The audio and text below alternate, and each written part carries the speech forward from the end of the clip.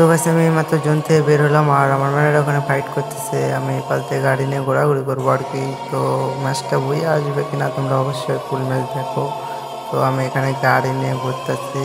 তো গাড়ি নিয়ে ঘুরতে ঘুরতে দেখি পাশে একটা ম্যান মনস্ট্যাক নিয়ে আর আছে রে ভাই।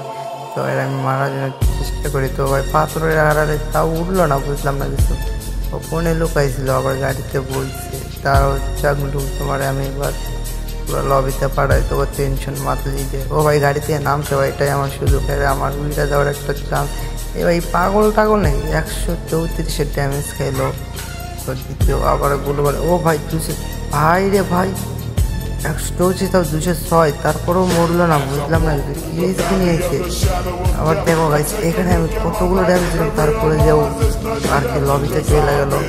এমনি কি আমি এটা কিছু বুঝলাম না, এমনি কি হ্যাক ট্যাক লাগাইছে না কি ক্যারেক্টার ম্যাক্টার লাগাইছে ভাই।